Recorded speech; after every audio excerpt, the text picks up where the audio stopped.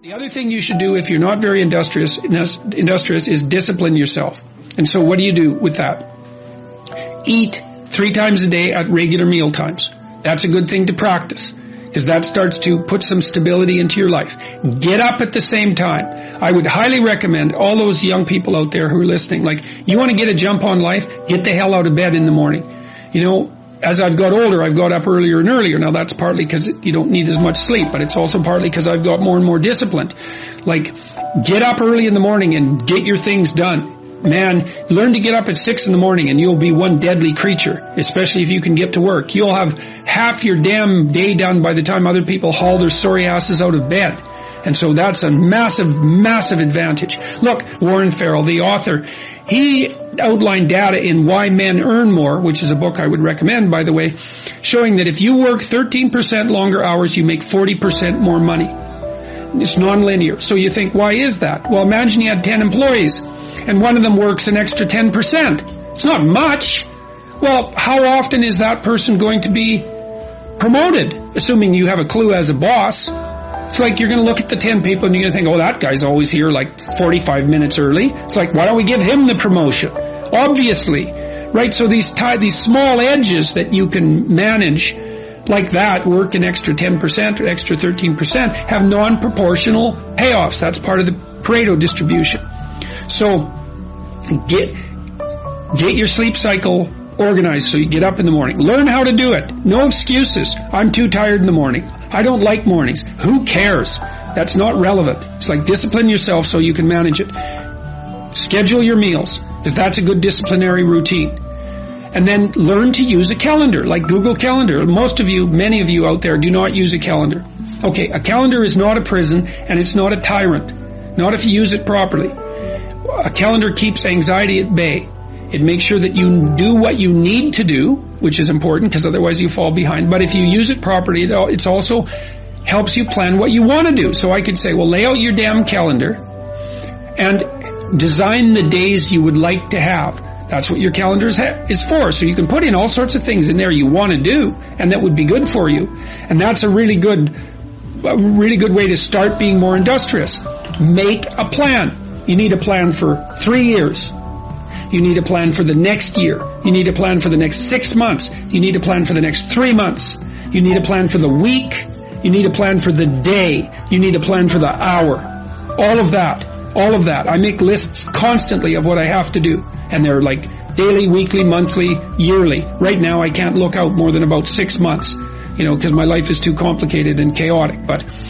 But you need a vision of who you could be, what character you could have. 3 to 5 years out, you can't go much farther than that because life is too unpredictable, I think, to make vision that's longer term than that subject to, there's too much chance associated with it to spend a lot of time on. Maybe you can stretch it to 5 years, and in rare cases you can have a 10-year goal, but it has to be pretty low resolution. But you want plans at all those levels of resolution. You want to write the things down. And because what are you going to do? You're going to stumble around and get what you need? You're going to stumble around and be useful to other people? And it's useful to be useful to other people, They want to work with you then. They want to do things with you. They want to have you around. They trust you. They open up opportunities for you. And if you stumble around like you're blind, you're not going to get anywhere. And then you're going to suffer. And then you're going to be bitter. And then you're going to be cruel. So that's hell. That's a bad outcome. Values aren't created. They're discovered. And they're discovered through a consultation with the parts of yourself that you're not conscious of, that you're not fully conscious of, that aren't fully articulated elements of your primary personality. You have to discover what your values are. And you're informed about that, well, partly by other people who will object if your values aren't appropriate, but certainly by a dialogue with yourself and with your conscience. That's a very important thing to know. It's part of the reason why I think that you need to tell the truth, because you're forced to negotiate with yourself to operate properly in the world. And if you've warped yourself, let's say, or some elements of yourself by engaging in self-deception and lies, and you're not, now because of that, you're not who you could be, and you don't live in the world as you should live in it, then when you discuss with yourself what your value should be, it will be as if you're discussing it with someone that you can't trust. And that's not good. Like, you can't afford that. Life is difficult and it contains many pitfalls, and unless you're careful and you sort yourself out properly and you aim high and walk on the straight and narrow path, you don't have a hope of understanding where you should be and at what time when the crisis hits. Part of the question then too is like, are you the friend of your plan, or are you the friend of the thing that disrupts your plan? And I would say you should work to become the friend of the thing that disrupts your plan, because there's a lot of that. And then if you become the friend of the thing that disrupts your plan, then you start to develop strength in proportion to the disruptive force. And that's really what you want. You want to be able to implement your plan, obviously, but you want to be able to take on the consequences of error and learn from it. And then you win constantly, because even if something goes sideways, you think, there's something to be derived from this. That's wisdom, fundamentally. Plan a life you'd like to have. And you do that partly by referring to social norms. That's more or less rescuing your father from the belly of the whale. But the other way you do that is by having a little conversation with yourself about, as if you don't really know who you are, because you know what you're like. You won't do what you're told. You won't do what you tell yourself to do. You must have noticed that. It's like you're a bad employee and a worse boss. And both of those work, for you. You don't know what you want to do, and then when you tell yourself what to do, you don't do it anyways. You should fire yourself and find someone else to be. But my point is that you have to understand that you're not your own servant, so to speak. You're someone that you have to negotiate with, and you're someone that you want to present the opportunity of having a good life to. And that's hard for people because they don't like themselves very much. So, they're always like cracking the whip and then procrastinating, and cracking the whip and then procrastinating. And it's like, God, it's so boring and such a pathetic way of spending your time. I don't know what percentage of human effort is spent in counterproductive activity.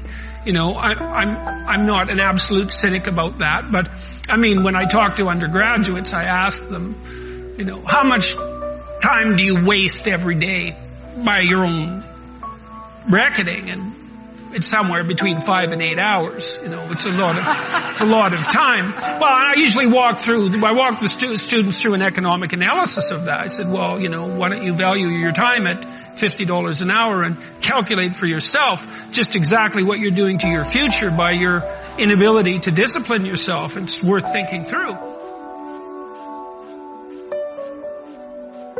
Take a bit of a look at yourself and think about what's not so good that you could improve, that you should improve by your own standards, and that you would improve, and set yourself a little goal. Maybe you're not studying at all at your university, or maybe you're at work and you've got this stack of paper there, and you haven't looked at that damn stack for like a month, and you know that you should be, and you're bothering yourself at night because you're avoiding that. It's like, maybe think, I've avoided that stack of paper completely for 1 month. I'm quite a coward when it comes to whatever snakes might be hidden in that stack of paper. How about tomorrow I just put that stack of paper in front of me on my desk, and I glance through it for 15 seconds. See if I can do that. It's like, well, you set yourself a goal of improvement. It's a humble goal, because really, are you such a coward that the best that you can bloody well manage after a month of avoidance is 15 seconds of exposure to a stack of paper? It could easily be. You've been avoiding it, so you're obviously afraid of it, and so the situation could be that dismal and dire, and you might think, well, geez, it's no balm to my ego. It's not fostering the strength of my ego to recognize in myself someone who could only withstand 15 seconds of exposure to that thing I'm afraid of. And so that's a form of humility too. It's like, there's things you could do to improve, and you know what they are. And there's small steps that you could take, that you might take, that would put you in that direction. And then the question is, are you big enough to take those small steps? You know, are you capable of grappling with the fact that you're fundamentally flawed to the point where you have to break things down into almost childlike steps in order to manage them? And the answer to that is, yeah, you are. And that's the lot of, I don't know if it's the lot of everyone. Most people have things they avoid, you know, and they're afraid of. So I would say to some degree it's the lot of everyone. People vary in the degree to which they've conquered that. And you do meet people from time to time who are extraordinarily disciplined. But most of the time they've got disciplined in exactly this manner. It's through slow incremental improvement. And then you challenge yourself. It's like, well, could I do this? That would be better. And you find out. And then you think, well, is there something slightly larger and more challenging that I could do? That would be better. And you try it and you find out. And as you try it and you find out, generally you get better at it and you can take on larger and larger challenges.